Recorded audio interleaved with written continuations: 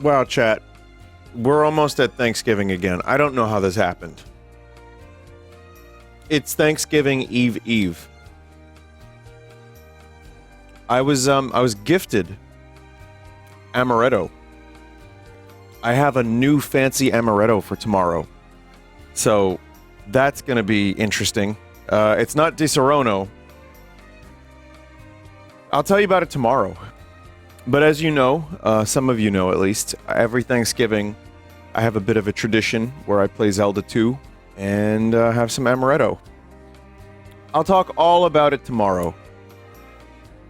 Vinny, would you host a Worst Games of the Year award for fun? Isn't that just the Razzies for gaming?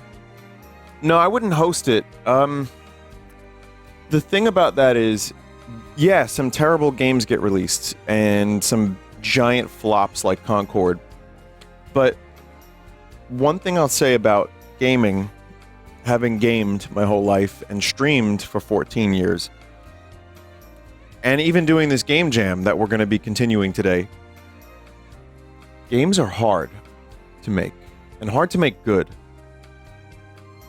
So there are definitely times where games, are made cynically. Cash grabs, stuff that's like created just to make a buck, that has like very little actual passion behind it. And then there are games that just fall apart because, a publisher was greedy at the last minute, or because, I don't know, maybe they ran out of time. So it's really, I don't want to celebrate, or not really, I don't want to kick people while they're down so much. I'm happy to play the bad games and point out what's bad about them, but I think I would be less okay hosting an entire event about it. So, yeah, I mean, it would be fun. It would be kind of fun, but I would also feel kind of like, well, shit. Because there's also a lot of developers that try to create something good and then get fucked right up the asshole. Chat. So, yeah, I don't think I want to do an event. Why are you creating an event?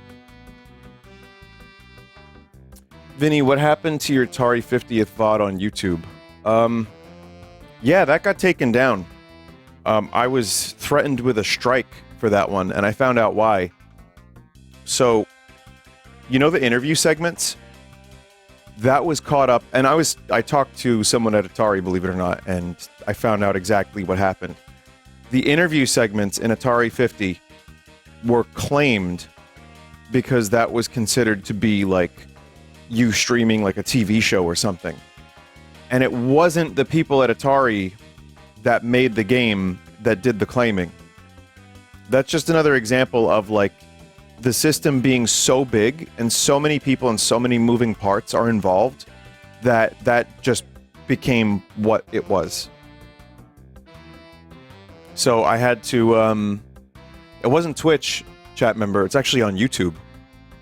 So, yeah. Yep. It happens. It does happen. It was dumb, and I don't really know what to do other than say, okay, I don't want to strike, so sure. Apparently, that was not, again, their intent, but it happened, and I don't know if I could still re-upload it. Normal content ID or full-on strike? It was a warning of a strike. Yeah. Vinny, when you eat eggs, do you eat the crunchy part? Crunchy part. Hey, real quick, everybody. We got a Black Friday sale happening, at least for the retroware stuff. And you can go to vinemerch.com if you want to scoop up anything. I know why the shipping... I know the shipping is really expensive outside of the United States, and there's a reason for that. So, they don't have a distribution center in Europe or around the world, and shipping becomes stupidly expensive. And I spoke to them about that, and this is the cheapest they can make international shipping, and guarantee that it's like actually safe and arrives in one piece and arrives. They do have good customer support, which, you know, there's another company I used that had no customer support, which was a shame. So, yeah, I mean, it's unfortunate, but that's why the prices are so expensive. They're not the biggest company. I mean, one thing that's good about them is they're not far. So all my merch is pretty, like, within like a 2-hour or 3-hour, you know, radius of me. Obviously, bigger companies have distribution centers around the world, or can, but what I've learned is some of these bigger companies expect big sales. Big sales. And they take a very decent chunk of your money. I'm a semi-popular streamer. I do okay number-wise, but I'm also not pushing sales like crazy, so I don't think I end up selling the most amount of stuff. So the bigger companies that do end up having those giant distribution centers around the world, I don't think that's really feasible for me. That leads us into the hoodie and the Nort plushie and the shirts. Now, that's from a different company, and unfortunately those will not be reprinted, and that's not really up to me. We may do more or a different type of hoodie in the future. We may do a different type of plushie in the future.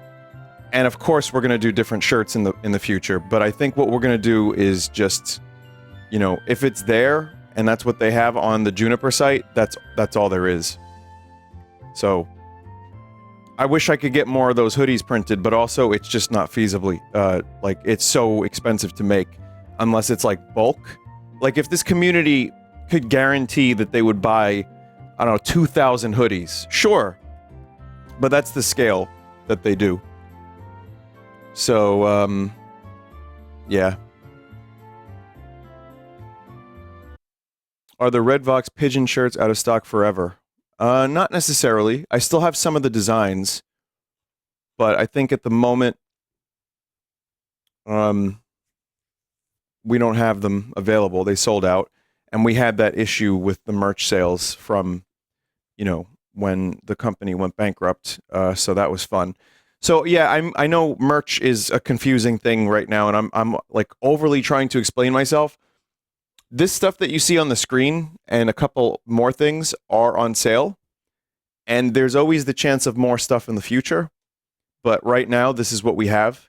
And the thing is, I don't need to sell the merch. Like, I'm doing fine. I don't actually make a ton of money for merch, and it's more for everybody else. It's nice to have a couple extra bucks for sure, but it also becomes a very kind of a big deal. Like, it's a big production, and it ends up becoming like a lot of moving pieces. And then does the merch end up working? Does the company go bankrupt? You know, like, do people get the designs they want? So it's a lot of extra work for, you know, for me. So we'll try for more stuff in the future, but that's all I got for you. Okay, we can actually get started now.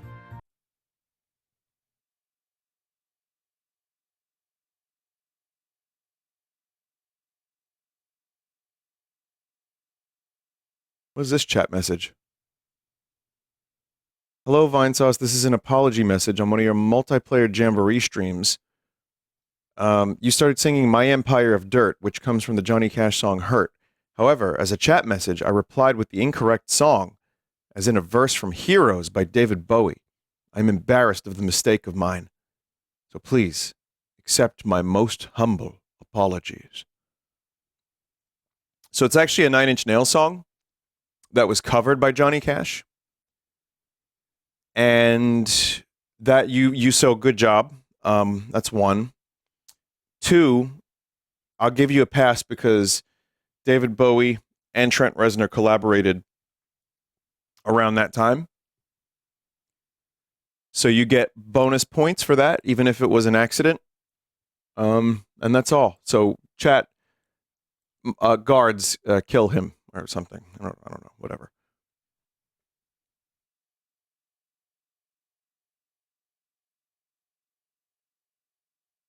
Hey, Vinesauce person, stream guy, have you ever tried to record a live album?